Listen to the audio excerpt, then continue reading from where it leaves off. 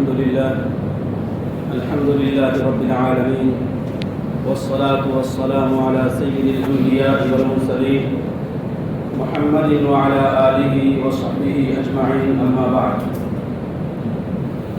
أعوذ بالله من الشيطان الرجيم، بسم الله الرحمن الرحيم.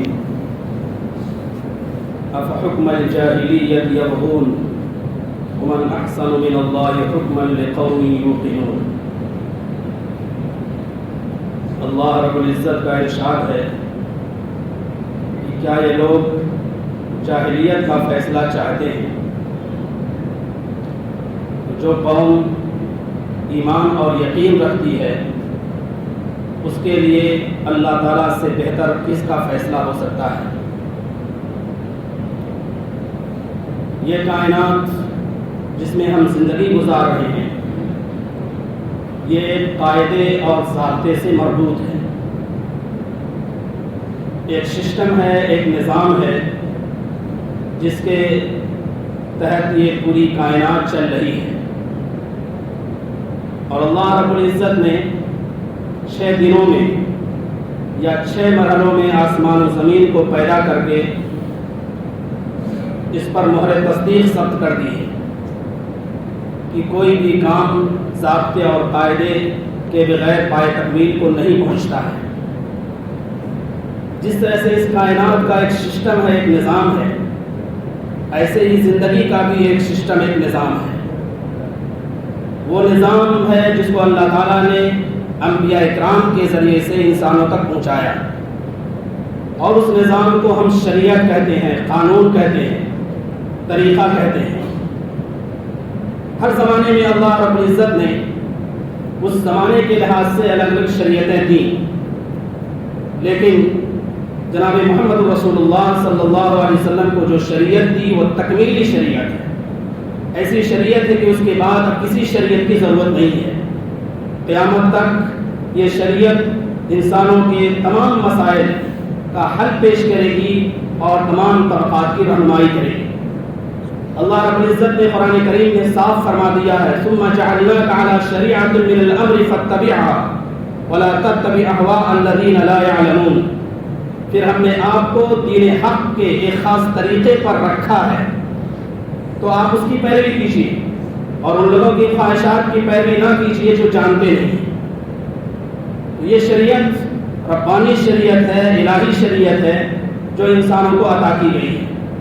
اسی شریعت کے مطابق انسان کی نجات موقوف ہے، دنیا میں بھی کامیابی اسی سے مربوط ہے. میرے بزرگوں، یہ ہندوستان جو کثیر تہذیبی اور کثیر لسانی اور کثیر ثقافتی ملک ہے، یعنی جہاں مختلف فرقوں، مختلف زبانوں اور مختلف تہذیبوں کے لوگ پائے جاتے ہیں، اور جو ایک حسین گلدستے کی طرح ہے کہ جس میں مختلف قسم کے پھول ہیں اور اس سے گلدستہ تیار ہوتا ہے، جہاں کی گنگا جمنی تہذیب بہت معروف ہے اور جہاں کے بارے میں کہا گیا کثرت میں وحدت، یونٹی ان ڈائیورسٹی جس کی علامت ہے، اور جس کا قومی نشان یہ ہے کہ 4 شیر ہیں جو خوخار ہیں لیکن باہم ایسے ملے ہوئے ہیں جیسے ایک دوسرے کے دوست ہوں. ایسے مختلف طبقات اور مختلف نسل اور مختلف جماعتوں کو لوگ یہاں باہم شیر و شکر ہو کر رہتے ہیں. ہندوستان کی یہ جو خصوصیت ہے، اس خصوصیت پر مہر تصدیق ثبت کر دی یا اس کو بہت زیادہ مضبوط کر دیا دستور ہند نے. دستور ہند جو 400 زائد دفعات پر مشتمل ہے، ان میں ان تمام چیزوں کی رعایت رکھی گئی ہے، اور اس کے ذریعے سے یہ ہر طبقے کی، ہر نسل کی اور ہر جماعت کا، اس میں ہر جماعت کی ایسی پیروی کی گئی ہے کہ کسی کی حق تلفی نہیں ہوئی ہے. ہر شخص اس کے مطابق اپنی زندگی کو اطمینان سکون کے ساتھ گزار سکتا ہے. دستور کا جو پریمبل ہے، اس کی تمہید ہے، اس میں صاف لکھا ہوا ہے کہ ہم بھارت کے عوام پوری متانت اور سنجیدگی کے ساتھ عزم کرتے ہیں کہ ہم بھارت کو ایک مقتدر، سماجوادی، عوامی، غیر مذہبی جمہوریہ بنائیں گے، اور ہم کوشش کریں گے اس بات کی کہ یہاں انصاف ہو، سماجی انصاف، سیاسی انصاف، اقتصادی انصاف. کوشش کریں گے اس بات کی کہ یہاں مساوات ہو، کوشش کریں گے اس بات کی کہ یہاں عدل ہو، اور کوشش کریں گے اس بات کی کہ یہاں عقیدے کی آزادی، دین کی آزادی، عبادت کی آزادی ہو. یہ پریمبل کے الفاظ ہیں، تمہید کے الفاظ ہیں جو پورے 400 دفعات کی نمائندگی کر رہے ہیں۔ یہ خصوصیت ہے ہندوستان کی۔ اس خصوصیت کو تاراج کرنے کے لیے، اس خصوصیت کو نقصان پہنچانے کے لیے وقتاً فوقتاً ایسے مسائل اٹھائے جاتے ہیں جو اس کے روح کے منافی ہیں اور اس کی حقیقت کے خلاف ہیں۔ انہی مسائل میں ایک اہم مسئلہ اس وقت جو گرم ہے اور اخباروں اور میڈیا کا موضوع بنا ہوا ہے وہ UCC کا مسئلہ، یعنی یکساں سول کوڈ کا مسئلہ۔ کہا جا رہا ہے کہ جس طرح گھر میں ایک قانون چلتا ہے ایسے ملک میں ایک قانون ہونا چاہیے، اور اس کا راگ ایسا لاپا جا رہا ہے جیسے اس کے بغیر ملک چل ہی نہیں سکتا ہے۔ بظاہر دیکھنے میں تو بہت سنہرا خواب ہے، لیکن حقیقت میں یہ روح کے خلاف ہے، تہذیب کے خلاف ہے، یہاں کے خلاصے اور جوہر کے خلاف ہے۔ انسان یہاں جب مختلف طبقات کے لوگ پائے جاتے ہیں، مختلف تہذیبوں کے لوگ پائے جاتے ہیں، مختلف نسلوں کے لوگ پائے جاتے ہیں، مختلف شیڈولز ہیں، یہاں شیڈول ٹرائبز ہیں اور بیکورڈ ٹرائبز ہیں، مختلف لوگ پائے جاتے ہیں، تو ایسے موقع پر کیسے ایک قانون کو فرض کیا جا سکتا ہے؟ ظاہر ہے کہ یہ فطرت کے بھی خلاف ہے۔